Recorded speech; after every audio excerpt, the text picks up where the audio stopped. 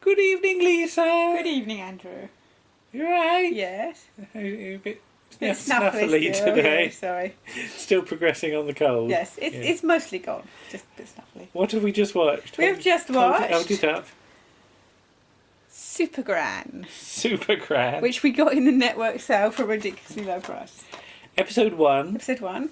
Supergran and the Magic Ray. Magic Ray. It's not really a magic ray. No, I know. It's a science ray. It's a science ray. It doesn't sound as exciting if you say Supergran and the science ray. Well, I insist it's science because it comes from a machine. Okay.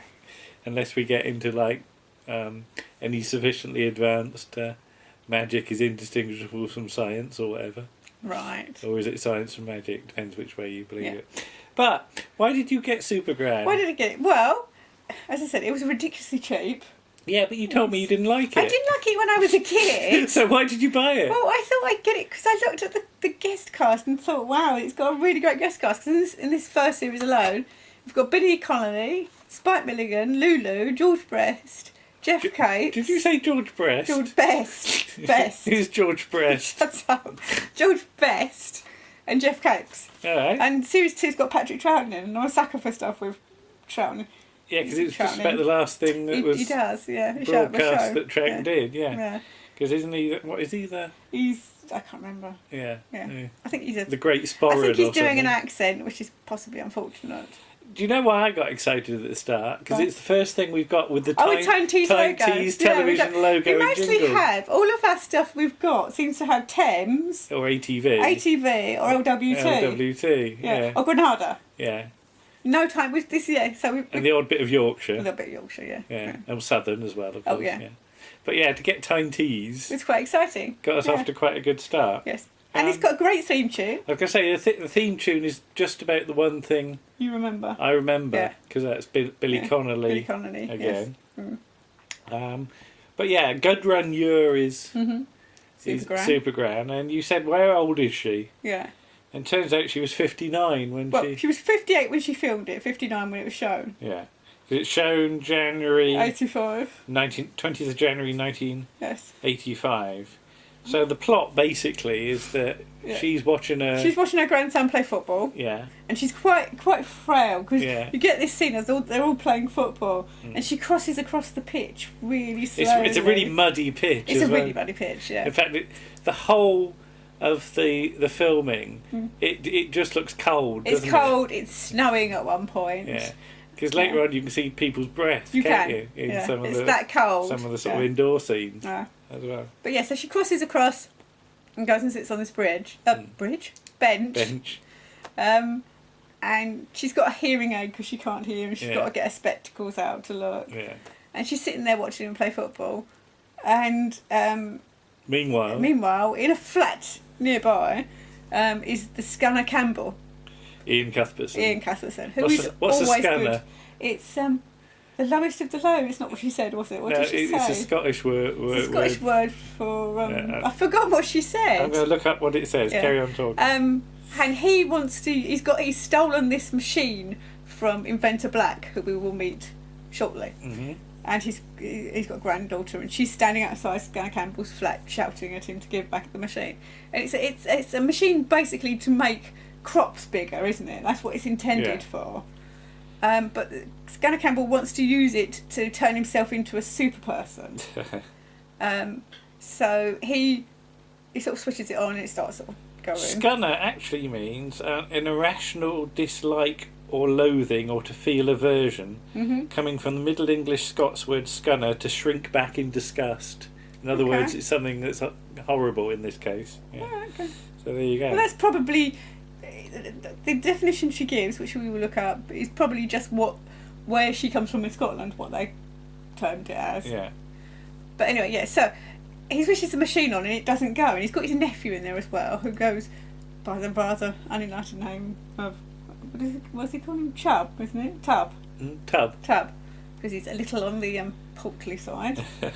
And nothing happens. Then his nephew notices there's a little button switch on the side, and he flicks the switch, and all this thing starts to judder around. And it doesn't hit him. It sort of basically goes through the window, smashing it, and hits Granny Smith. And there's this That's an scene which apple. is... Oh, yeah. Granny Smith is She's not an apple. There's a scene where she's doing this thing where she's doing all this shaking, and she gets up and she can jump up and run around, and she's really fast, and yeah, so it makes her a Supergran, obviously. Where's she from? Glen Whiskey Glen or something? Whiskey, yeah. I'd like that. That's like one of these stupid cod Scottish names, isn't it? So. That was it. So yeah, you've got so Tub is the nephew. Yeah. Yeah. And then you've got Willard and Yes. Edison. Yes. Edison's the... Edison's Inventor Black's granddaughter. She's Edison Faraday Black. That's a little bit of science joke going on there. So basically the whole of the first episode is concerned with either Scanner Campbell's trying to get the machine back, or he's trying to get Supergran to stop her from being super. But obviously, basically, there wouldn't be a series, so he fails in that respect. Do you know what struck me? It's directed in a very, what I'd call, comic strip way. Yeah. So you can almost see individual frames being like the pictures from a comic strip, can't you? Because it does play up the silliness a bit, doesn't it? You get. I think that's why I probably didn't like it, because I was 12 in January 1985. And possibly a little bit sort of being a Doctor Who fan. When you're that age, you're a little bit Serious. So I probably found it a bit too silly. Yeah. But I think I had one of the books. Don't have it anymore. But I think it was a blue book with her on the cover. Okay. You know, a TV tie-in one. I have to have a look if I can find it. Yeah, because they were originally books in about 1978. Yes. Then when the series sort of came on, they reprinted them. Yeah. They did the television adventures of Supergran as well. Okay. So, God, you see that television adventures of the The Words of Gummidge, it sort of goes round in a circle. But yeah, so you've got all of it, have you? Both series. You've got all of it. Yes, yeah. I mean, like I said, it was, and the network sale is still on if you want to buy it. It was £3 a set, so £6 for quite a lot of episodes of Supergran. Yeah, I mean, you get a Christmas special. Yeah. Apparently there are even like computer games to do with it, and there's an annual and stuff. I don't think we'll get the annual somehow, but yeah, I thought that was not bad. No. The Charles Hawtrey appearance might be interesting. That's series 2. Yeah. That's going to be that, because that's quite. Because there's that infamous, late on. There's that infamous appearance of Charles Hawtrey on Runaround as Dracula. Yes, he's been to the bar. He's clearly quite well refreshed, isn't he? So yes. I mean, this is all shot on film because you have to really because of all the effects work and stuff. Yeah, because they do have to do sort of every time they do an effect where she's running fast or something. They have to sort of do a sort of blur. It's almost like the Ready Brek. You know the thing you used to get with Ready Brek adverts where you get the line. Oh yeah, sort of glow. Yeah, it's almost like that.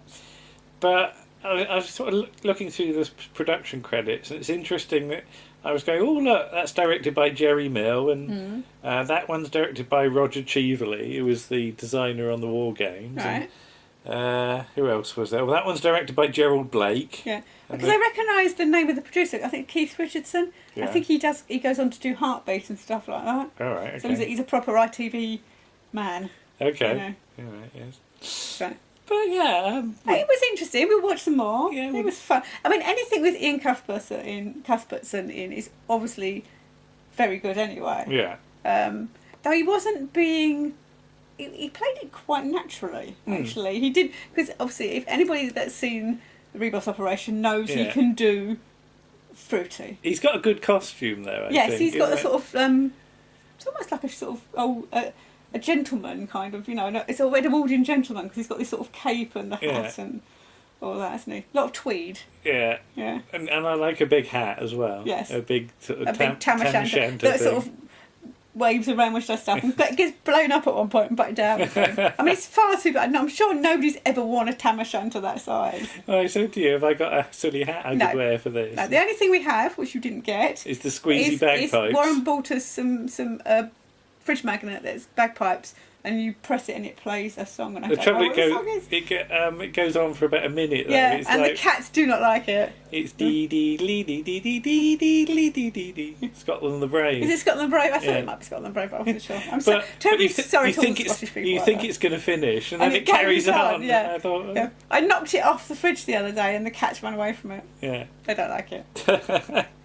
But yeah, not bad. I said Yeah. not really my thing. I have No. to say, because I was probably too old to watch it at the time. But Yeah. as you say, you know, there's some good people I involved. think yeah. primarily we'll watch it for the cast, the guest Yeah. cast. Yeah. You know, for your appearance of Billy Connolly, or because obviously, Billy Connolly's in series one, or Spike Milligan, or Spike's in Patrick Troughton. Spike's in Supergran and the Missing Hissing, which is the 13th episode of the first season. So yeah, again, I don't know. Missing Kids. I'm gonna have to see what that's about now because You've got a description. Got episode descriptions in each. Yeah, I of don't it. know how much Spike does, so Yes. it's the last one. No, it says, thanks to Fag Ash Lil, half of the Scanner's winning lottery ticket is carried away on a gust of wind.